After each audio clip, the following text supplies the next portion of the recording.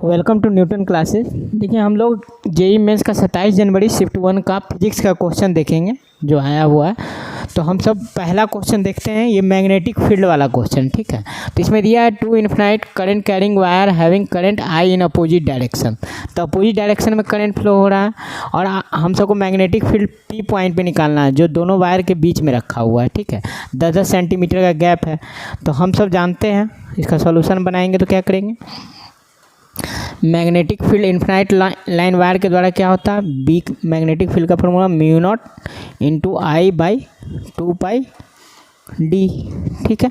अब देखेंगे ये वायर है, दो वायर है इस तरह से, और ये दोनों, इसमें करंट ऐसे जा रहा है, इसमें करंट इस तरह जा रहा है, और पी पॉइंट पे निकालना है हम सबको मैग्नेटिक फील्ड। दोनों के बीच का गैप कितना, 10-10 सेंटीमीटर दिया हुआ है, ठीक है। 10 सेंटीमीटर इधर और ये 10 सेंटीमीटर ये भी दिया हुआ है, ठीक है। अब हम सबको मैग्नेटिक फील्ड निकालना, तो मैग्नेटिक फील्ड तो वेक्टर क्वांटिटी होता है ना। तो हम सबको डायरेक्शन देखना पड़ेगा। तो जब ये ऊपर जा रहा है तो राइट हैंड थंब रूल लगाएंगे तो क्या होगा, इनसाइड मैग्नेटिक फील्ड इनसाइड, और ये जब नीचे जा रहा है तो इसके द्वारा भी देखेंगे इनसाइड। तो दोनों मैग्नेटिक फील्ड क्या हो जाएगा, इनसाइड द बोर्ड के इनसाइड। यानी कि हम सब क्या करेंगे, यहाँ मैग्नेटिक फील्ड का डायरेक्शन क्या होगा, क्रॉस। यानी कि ये दोनों मैग्नेटिक फील्ड का डायरेक्शन इनसाइड द प्लेन होगा, या इनसाइड द बोर्ड हम सब बना रहे हैं तो इनसाइड द डिजिटल बोर्ड। तो यहाँ पे क्या होगा, इनसाइड द डिजिटल बोर्ड, इसके कारण अंदर की तरफ, इसके कारण भी क्या होगा, इस तरह करेंगे तो अंदर की तरफ, इस तरह से करेंगे तो ये भी अंदर की तरफ। तो यहाँ पे जो भी मैग्नेटिक फील्ड निकालेंगे दोनों वायर के द्वारा तो क्या हो जाएगा, 2 टाइम्स गुना हो जाएगा। यानी total magnetic field B net निकालेंगे तो हम सब लिखेंगे 2 times of mu naught into I by 2 pi into d, ठीक है। एक के द्वारा इतना हुआ और दोनों का डायरेक्शन क्या है, सेम है, यानी दोनों के बीच में क्या एंगल 0 डिग्री। तो दोनों जुट जाएगा वेक्टर के अनुसार, cos 0 1 होता है ना। तो अब सीधे वैल्यू रख देते हैं। तो वैल्यू रखेंगे तो देखिए यहाँ पे आपको कुछ नहीं, बस डी का वैल्यू रखना है, और सब देखिए आंसर उसी के टर्म में दिया है।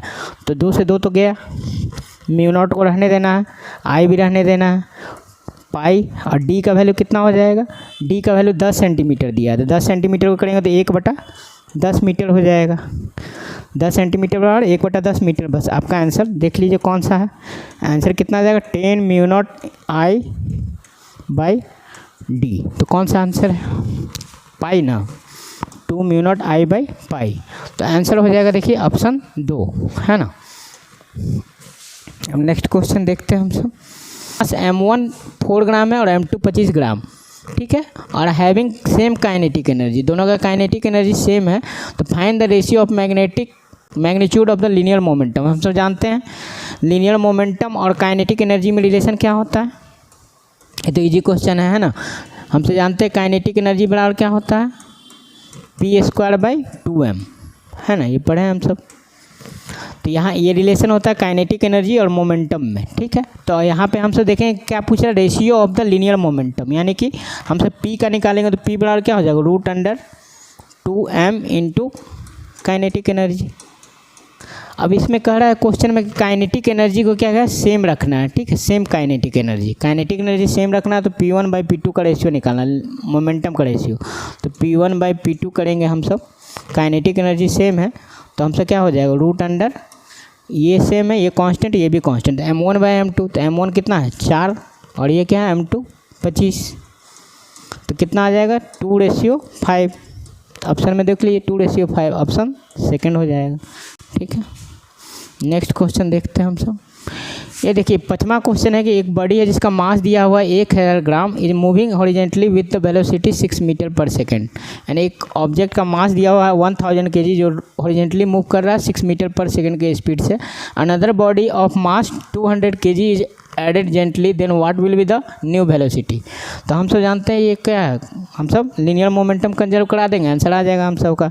तो इसके लिए हम सब डायग्राम बना लेते हैं। तो मान लीजिए कि एक ऑब्जेक्ट इस तरह से रखा हुआ एक, ठीक है, ऑब्जेक्ट हम सब यहाँ पे बना लेते हैं। जैसे मान लीजिए कि एक सर्कुलर बॉल ही है, ठीक है, ये हम सब यहाँ पे मान लीजिए यही है, ठीक है, ये बॉल रखा हुआ है इस पर। अब इसका मास जो क्या है, शुरू में दिया हुआ है कि इसका मास कितना है 100 ग्राम, 1000 kg, मास कितना है 1000 kg।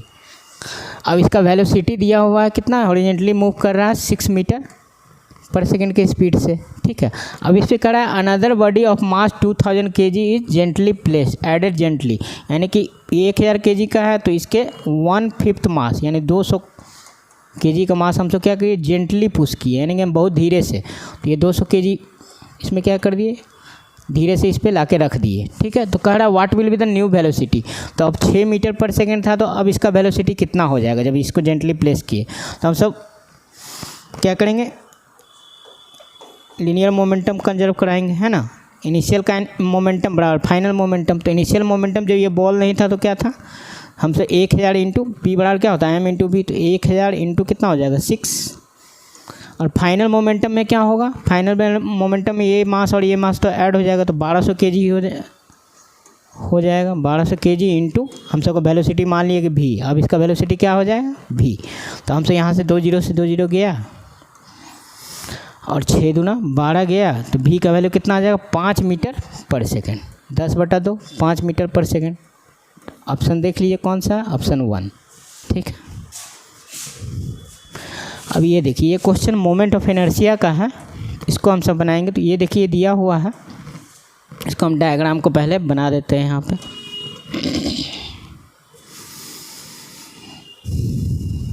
यही मान लीजिए कि स्क्वायर है, ठीक है। अरे ये कलर वाला हो गया,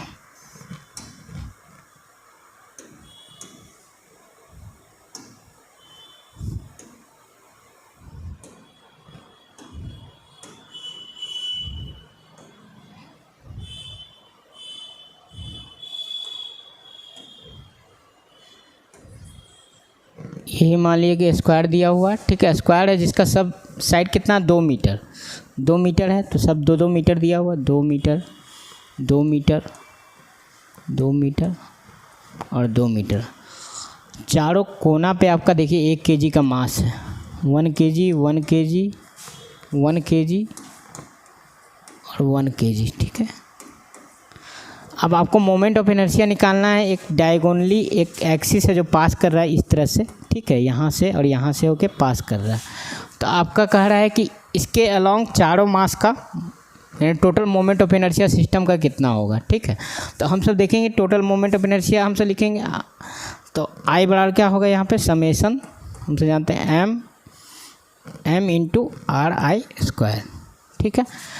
तो यहाँ मास देखिए सबको करते जाएंगे, तो पहले देखिए ये वाला मास इस कहाँ से पास हो रहा है, इसी एक्सिस से, तो ये वाला तो 0 हो जाएगा क्योंकि डिस्टेंस इसका क्या हो जाएगा 0, इसी लाइन पे है ना ये वाला मास, तो ये 0 हो जाएगा, ये भी 0 हो जाएगा, ये दोनों तो 0 हो जाएगा। बचेगा कौन, ये और ये, है ना। तो इसका हमसे क्या देखेंगे परपेंडिकुलर डिस्टेंस इससे, है ना, परपेंडिकुलर डिस्टेंस। तो हम सब जानते हैं स्क्वायर का क्या होता है डायगोनल, डायगोनल होता है √2 इंटू साइड, तो हमसे ये वाला डिस्टेंस निकालेंगे तो कितना हो जाएगा √2 इंटू साइड, तो साइड कितना दिया 2, और ये जानते हैं बाइसेक्ट करता है ना डायगोनल, दोनों तो 2 से 2 कट जाएगा, यहाँ डिस्टेंस कितना हो जाएगा √2, मास दिया हुआ 1 kg तो 1 इंटू √2 का स्क्वायर। तो मोमेंट ऑफ इनर्शिया क्या होता है mr²। इसी तरह इस पर अगर हमसे करेंगे तो क्या हो जाएगा, ये डायगोनल लेंगे ये वाला, ये भी क्या हो जाएगा √2 क्योंकि बाइसेक्ट करता है, ये भी √2 डिस्टेंस हो जाएगा। तो अब इसका भी लिखेंगे तो 1 इंटू मास तो 1 है इंटू √2 का स्क्वायर। तो इसको जब करिएगा तो क्या हो जाएगा 2 2 4 तो 4, और यूनिट जानते हैं हमसे क्या होता है kg मीटर स्क्वायर। ऑप्शन में देख लीजिए 3rd नंबर ऑप्शन सही हो जाएगा, ठीक है। नेक्स्ट क्वेश्चन देखते हैं हम सब। ये वाला क्वेश्चन देखिए, इसमें दिया है कि एक रॉड है जिसका लेंथ L है और रेडियस रेसिस्टेंस R है। एक मान लीजिए कि रॉड दिया हुआ, हमसे बना लेते हैं एक रॉड, मान लीजिए इस तरह से रॉड दिया। अब रॉड का दे दिया है रेसिस्टेंस R है और लेंथ L है, ठीक है। अब इसको कह रहा है कट करते इंटू 2 इक्वल पार्ट्स, यानी इसको क्या कर दिया अब 2 भाग में ब्रेक कर लिए, इक्वली डिवाइड किए, ठीक है। इक्वली हम सब 2 इक्वल भाग में डिवाइड कर लिए। तो हम सब पढ़े हैं रेसिस्टेंस बराबर क्या फॉर्मूला था ρ/L/A। तो रेसिस्टेंस क्या होता है डायरेक्टली प्रोपोर्शनल लेंथ का होता है, ठीक है। तो लेंथ हम सब आधा किए तो रेसिस्टेंस भी क्या हो जाएगा आधा, लेंथ हम सब हाफ किए तो क्या हो जाएगा R is directly proportional to L, तो रेसिस्टेंस भी क्या हो जाएगा आधा। इतना बात तो हम सबको समझ में आ गया। अब इसमें कह रहा है कि जो नया जो पार्ट जो 2 कट किए जो इक्वल उसको पैरेलल जोड़ दिए, तो यानी इन दोनों को क्या कर दिया हमसे पैरेलली ऐसे करके जोड़ लिए। तो दोनों का रेसिस्टेंस कितना R/2 R/2, तो तो नेट आर इक्विवेलेंट कितना हो जाएगा, r/2 plus r/2, r/2 into 2, तो r/4 हो जाएगा। ठीक है, आर इक्विवेलेंट क्या होता है, अगर पैरेलल में है तो सिंगल रेसिस्टेंस और नंबर ऑफ रेसिस्टेंस अगर दोनों सेम है तो r/2 डिवाइड बाई 2 r/4 हो जाएगा। ठीक है, तो ऑप्शन कौन हो जाएगा, थर्ड नंबर। अगला क्वेश्चन देखिए, ये कह रहा है linear momentum end moment of force have same dimension. तो ये तो ईजी है, देखिए लीनियर मोमेंटम बराबर हमसे जानते हैं p बराबर क्या होता है, m इंटू v, इसका डायमेंशन लिखेंगे तो कितना हो जाएगा, m/l(t-1). ठीक है, और कह रहा है किसका, मोमेंट ऑफ फोर्स, तो मोमेंट ऑफ फोर्स मतलब टॉर्क, टॉर्क का क्या होता है, r इंटू एफ, तो इसका डायमेंशन लिखेंगे तो जानते हैं हम सब m/l(t-2) होता है किसका, फोर्स का, और डिस्टेंस l से हो जाएगा तो ये क्या हो जाएगा, m/l²t-2। तो ये दोनों देखिए, ये दोनों तो सेम नहीं है, यानी स्टेटमेंट 1 क्या हो गया, फॉल्स। अब स्टेटमेंट 2 देखेंगे, Planck constant and angular momentum have same dimension. तो प्लांक कांस्टेंट हमसे जानते हैं, ई बराबर क्या लिखते हैं, एच म्यू, ई बराबर क्या होता है, एच म्यू। तो हम सब प्लांक कांस्टेंट एच होता है तो एच का निकाल लीजिए, क्या हो जाएगा, E/म्यू। तो ई का हम सब डायमेंशन जानते हैं क्या होता है, ml²t-2। फ्रीक्वेंसी बराबर क्या होता है, 1 टाइम पीरियड, तो टी से गुना हो जाएगा, और है ना, इसको करेंगे सॉल्व तो कितना आ जाएगा, ml²t-1। तो हम सब प्लांक कांस्टेंट का डायमेंशन कितना निकाल लिए। अब हम सबको देखना है एंगुलर मोमेंटम का डायमेंशन इसके बराबर हुआ कि नहीं। तो एंगुलर मोमेंटम हम सब जानते हैं क्या होता है, L बराबर R इंटू पी। अब ये हो जाएगा L और P बराबर क्या होता है, M इंटू V, तो ml(t-1). अभी दोनों को करेंगे कितना आ जाएगा, ml²t-1। तो ये दोनों देखिए, दोनों का सेम डायमेंशन आ रहा है, हाँ प्लांक कांस्टेंट और इसका सेम डायमेंशन है, यानी स्टेटमेंट 2 सही है। तो देखिए कौन सा हो जाएगा, अब statement 1 is false, statement 2 is correct, तो ऑप्शन 2 हो जाएगा आंसर इसका। अब नेक्स्ट क्वेश्चन देखते हैं, ये देखिए ये क्वेश्चन सेमीकंडक्टर का है ना, 9वां क्वेश्चन है। देखिए इसमें क्या दिया हुआ है कि कौन सा जो डायोड जो है रिवर्स बाइस में है। तो रिवर्स बाइस कब होता है बताइए, जब क्या हो जाएगा, पी साइड से ज़्यादा एन साइड का क्या हो जाए, वोल्टेज हो जाए, यानी पी साइड ये हुआ और एन साइड ये हुआ, तो एन साइड का वोल्टेज क्या हो जाए, पी साइड से ज़्यादा हो जाए। तो देखिए पहला केस में, देखिए पहला केस में क्या है, पी साइड 2 वोल्ट है और उधर 4 वोल्ट है, तो ये तो रिवर्स बाइस हो गया क्योंकि उधर 4 वोल्ट है, तो पहला ऑप्शन ही सही है। दूसरा देखिए, दूसरा नहीं होगा सही, ये 0 वोल्ट है, ये -11 वोल्ट है, तो ये वाला ज़्यादा हो गया ना, जबकि होना चाहिए इसको, तो ये गलत हो गया ऑप्शन 2। ये देखिए 2 और ये -11 है, तो फिर देखिए पी साइड वाला बड़ा हो गया, ये भी गलत। ये देखिए ये 5 वोल्ट है और ये -11 वोल्ट है, तो फिर ये क्या हो गया, पी साइड वाला ज़्यादा हो गया, जबकि पी साइड वाला वोल्टेज क्या होना चाहिए, कम होना चाहिए। ठीक है, यानी रिवर्स बाइस के केस में क्या होता है, एन साइड का टर्मिनल जो होता है हाइयर वोल्टेज रखना चाहिए, यानी कि उसका वोल्टेज ज़्यादा होना चाहिए। तो ये देखिए, तो इसमें एक ही केस है, फर्स्ट वन में, केस 1 में। ये देखिए ये प्रिज्म का है कि इसका रिफ्रैक्टिव इंडेक्स दिया हुआ है, एक प्रिज्म का कितना दिया, म्यू बराबर cot A/2। ठीक है, और कह रहा है A is the refractive angle of the prism, A क्या दिया है, रिफ्रैक्टिव एंगल ऑफ प्रिज्म। तो कह रहा है minimum deviation due to this prism is, minimum deviation का हम सब जानते हैं फॉर्मूला क्या होता है, म्यू बराबर sin A plus Δm/2 divide by sin A/2, ये होता है। तो अब यहाँ पे म्यू का वैल्यू रख देना, म्यू का वैल्यू कितना दिया है, cot A/2 बराबर क्या हो जाएगा, sin A plus Δm/2 divide by sin A/2। इसके बाद ट्रिगो है, cot A/2 into sin A/2, तो ये cot को करेंगे तो cos बटा sin हो जाएगा और ये कैंसिल होगा तो क्या हो जाएगा, cos A/2। इसको सॉल्व करेंगे तो cot से cot cos में बदल जाएगा जब ये गुना होगा तो, और इधर क्या हो जाएगा, sin A प्लस Δm/2। अब देखिए एक तरफ cos है एक तरफ sin है, तो क्या करेंगे, एक को दोनों को सेम करना पड़ेगा, तो sin 90 माइनस थीटा, थीटा की जगह कितना लिख दिए, A/2 बराबर sin A प्लस Δm/2। अब दोनों तरफ साइन कैंसिल हो गया तो π/2 माइनस a/2 बराबर a प्लस डेल्टा m/2। तो दोनों तरफ से कैंसिल हो जाएगा तो कितना हो जाएगा पाई माइनस ए बराबर a प्लस डेल्टा m। तो हम सबको मिनिमम डेविएशन डेल्टा m पूछ रहा है तो डेल्टा m निकालिए तो कितना हो जाएगा π-2a। π-2a देखिए ऑप्शन में कौन सा है, ऑप्शन सेकंड। ठीक है, इसमें बस ये फार्मूला याद रखना है कि मिनिमम डेविएशन केस में रिफ्रैक्टिव इंडेक्स का फार्मूला ये होता है। ठीक है, तो अब नेक्स्ट क्वेश्चन देखते हैं। ये देखिए, इसको बनाते हैं हम सब। ये इलेक्ट्रिक करंट का क्वेश्चन है ना। तो इसमें दिया है कि find the charge on the capacitor in the given circuit at the steady state. तो सबसे पहले स्टेडी स्टेट के केस में क्या होता है, कैपेसिटर बिकम्स ओपन सर्किट। तो ये क्या होगा, स्टेडी केस मतलब स्टेडी स्टेट मतलब t टेंस टू इन्फिनिटी। जब t टेंस टू इन्फिनिटी होता है तो उस समय क्या होता है, कैपेसिटर जो होता है C जो होता है क्या ओपन हो जाता है, कैपेसिटर फुल चार्ज हो जाता है। तो फुल चार्ज होने पे क्या होता है, कैपेसिटर ओपन हो जाएगा। तो कैपेसिटर ओपन हो जाएगा तो ये सर्किट हम सब रिड्रॉ कर लेते हैं। कैसे बनेगा सर्किट, तो इसको सर्किट को हम सब बना लेते हैं। ये 10 वोल्ट का बैटरी यहाँ पे रहेगा और हम सब का देखिए ये क्या हो जाएगा, कैपेसिटर तो हो गया ओपन सर्किट। तो अब सर्किट कैसे बनेगा, यहाँ पे देखिए इस तरह से बन जाएगा।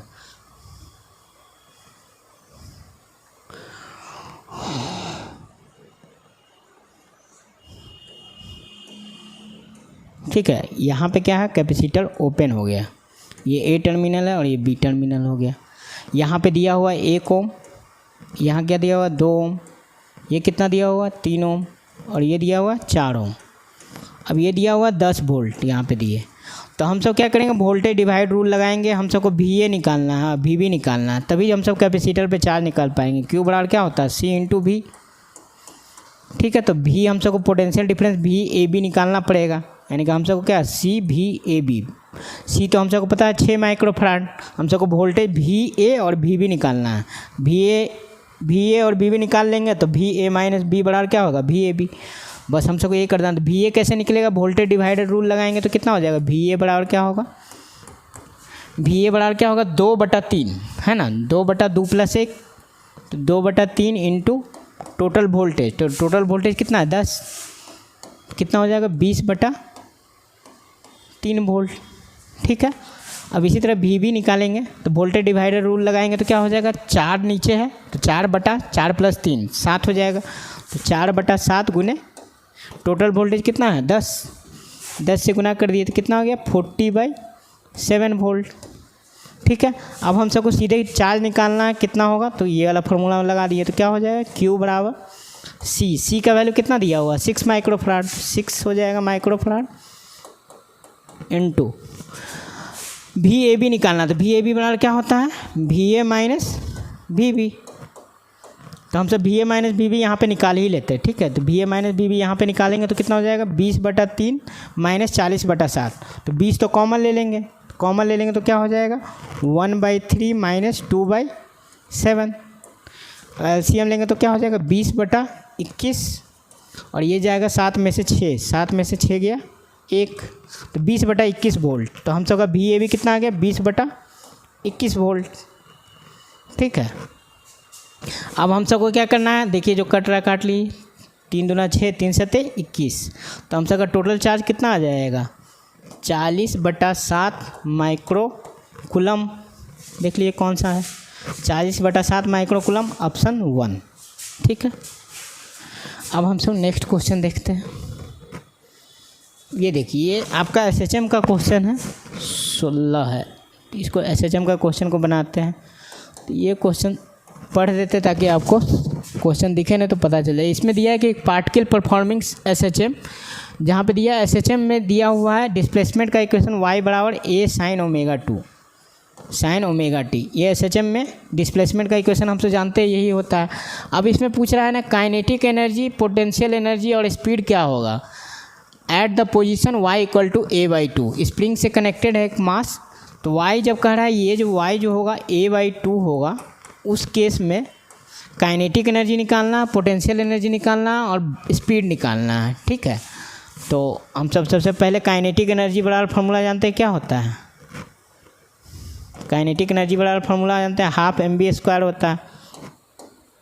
तो हम सब पहले इसको सॉल्व करते हैं, हाफ mv², ठीक है। तो हम सब SHM में पढ़े हैं क्या क्या चीज़ वो देखेंगे। तो इस SHM में हम सब v बराबर पढ़े हैं क्या होता है, omega into root under a² minus x², ठीक है।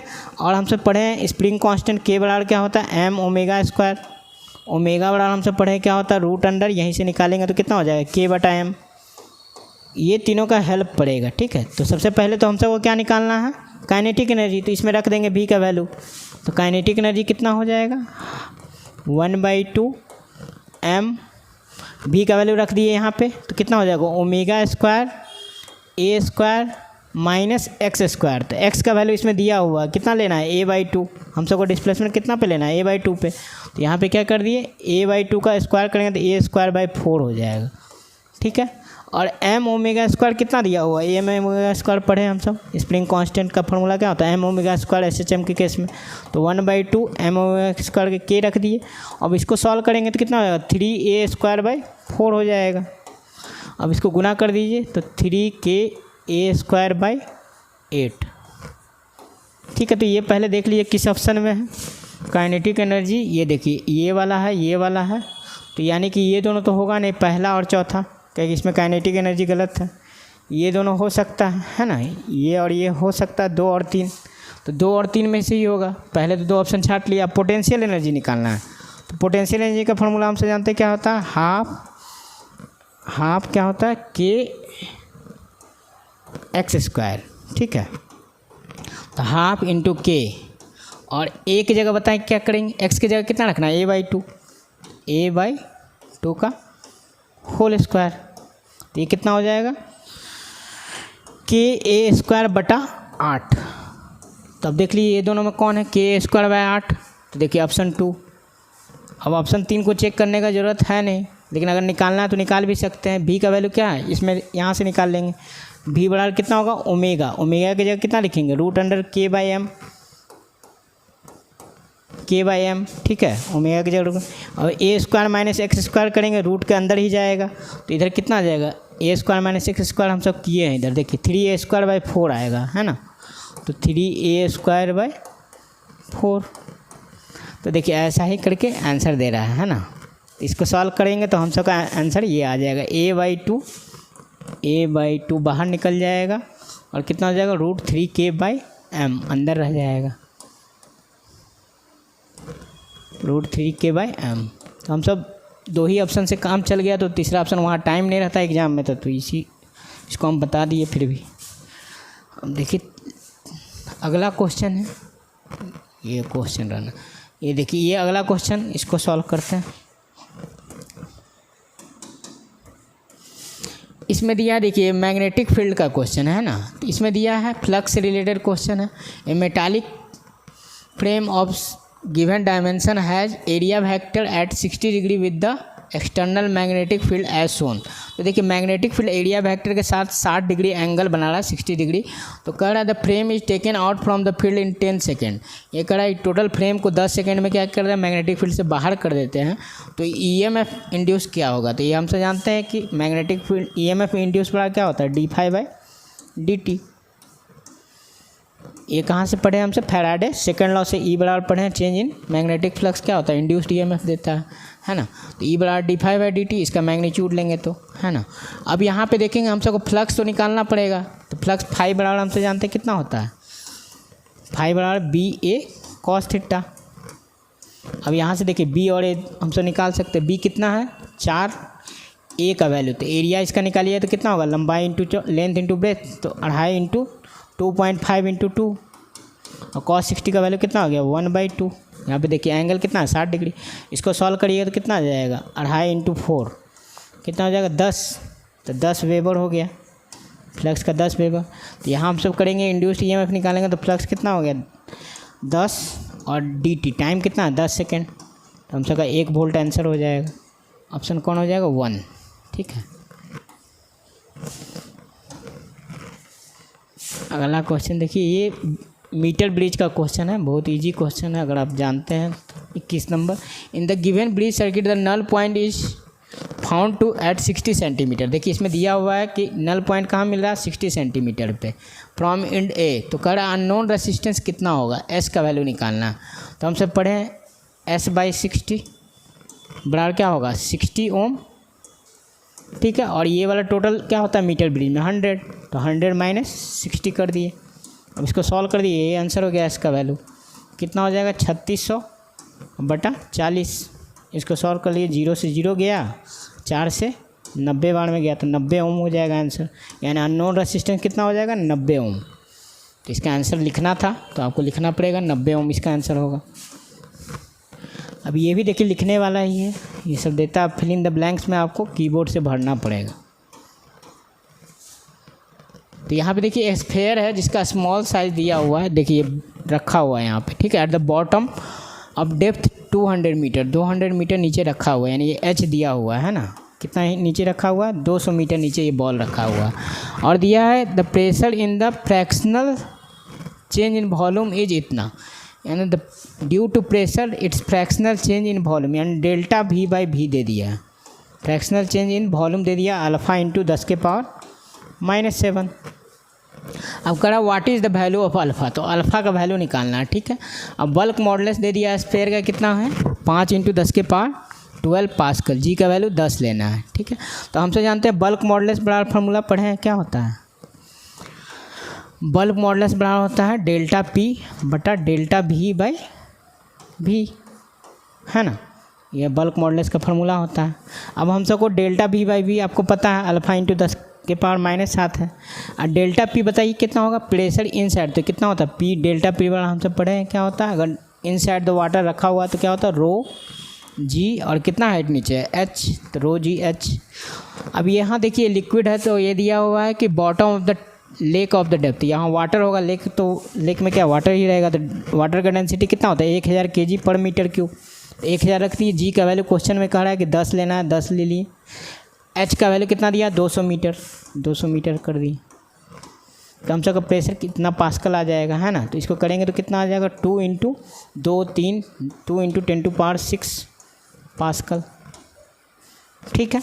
अब हम सब क्या क्या क्या करना है, बी का वैल्यू आपका दिया हुआ बल्क मॉडुलस ऑफ स्फीयर कितना 5 इंटू 10 के पावर 12, हम सब रख देते हैं इसमें। तो बी की जगह कितना रखना 5 इंटू 10 के पावर 12, ठीक है। हम सबको डेल्टा पी, तो डेल्टा पी कितना दिया हुआ 2 इंटू 10 के पावर 6, ठीक है। अब हम सबसे पूछ रहा है कि अल्फ़ा का वैल्यू निकालना है ना, तो यहाँ पे देखिए फ्रैक्शनल चेंज कितना दिया अल्फ़ा इंटू 10 के पावर -7, ये रख दिया अल्फ़ा इंटू 10 टू पावर -7। अब हम सबको अल्फ़ा का वैल्यू निकालना, तो यहाँ से सॉल्व करके अल्फ़ा निकाल लेंगे, ठीक है। तो यहाँ से इसको ले जाएंगे अल्फ़ा को इधर, तो अल्फ़ा बराबर कितना हो जाएगा 2 into 10 to power 6 divide by, ये जब नीचे आएगा तो देखिए 5 तो होगा ही, ठीक है 5 तो होगा ही। और यहाँ पे जब ये 10 के पावर 12 नीचे आएगा तो 10 के पावर कितना हो जाएगा 12 में 7 गया 5, तो अल्फ़ा का वैल्यू कितना आ जाएगा 20 बटा 20 हो जाएगा ना, क्योंकि 10 के पावर 5 से ये 10 के पावर 6 घटा तो 1 0 बचेगा 20 बटा 5, तो अल्फ़ा का वैल्यू कितना हो जाएगा 4 4 हो जाएगा। सही तो किया हुआ, अल्फ़ा का वैल्यू कितना आ जाएगा 4, 10 के पावर -7 तो काट लिए ना, अल्फ़ा का वैल्यू मतलब कितना आ गया 4 आंसर हो जाएगा इसका, ठीक है। क्या नहीं है कि एक बचा है, ये देखिए बचा हुआ है एक क्वेश्चन और बचा हुआ है, इसको भी बना लेते हैं। इसमें देखिए ये भी इजी क्वेश्चन है, दिया 2 स्लैब है जिसका सेम थिकनेस है 6 सेंटीमीटर। देखिए 2 स्लैब रखा हुआ है, दोनों का थिकनेस कितना है 6 सेंटीमीटर, ठीक है, प्लेस्ड ओवर वन अनदर, तो एक दूसरे पे रखा हुआ है। तो आपको कह रहा है apparent depth of table surface कितना होगा, तो अपरेंट डेप्थ का फॉर्मूला हमसे जानते हैं क्या होता है डी अपरेंट बराबर क्या हो जाएगा, यहाँ पे देखिए एच हाइट बटा म्यू, यानी हम सही एच तो सही है म्यू1 लिख लेते हैं इसको, और एच बाई म्यू2, इसको मान लिए म्यू1 है, इसको मान लिए म्यू2 है। तो एच का वैल्यू कितना 6 है, तो 6 ही रहेगा। म्यू1 का वैल्यू कितना है 5/3, ठीक है। और ये क्या हो जाएगा एच फिर कितना दिया हुआ है 6, हाइट तो सेम है, डेप्थ मतलब सेम है। म्यू2 कितना दिया है 7/3, तो 7 और 3 ऊपर चला जाएगा। इसको सॉल्व करिए तो कितना हो जाएगा 18/5 और प्लस 18/7। 5 दिया 15, 5 छके 30, 3.6। इसको करेंगे तो 7 दूना 14, 14 4 बचेगा, 7 बचे 35, तो 3 दूना 5, 1 6, 6.1 के करीब में आएगा। तो हम सबका एन का पूछ रहा है कितना सेंटीमीटर होगा, तो लगभग में इसको कह रहा है नियरेस्ट इंटीजर में लिखना है। तो एन का वैल्यू कितना हो जाएगा 6 सेंटीमीटर। 6.1 है तो इंटीजर में 6 लिखेंगे, है ना, नियरेस्ट इंटीजर में, तो 6 सेंटीमीटर हो गया। इसी तरह हम सब नेक्स्ट 29 जनवरी का अब नेक्स्ट वीडियो में हम सब देखेंगे जेईई मेंस में जो आया वो सब प्रॉब्लम सॉल्व करेंगे फिजिक्स का, ठीक है।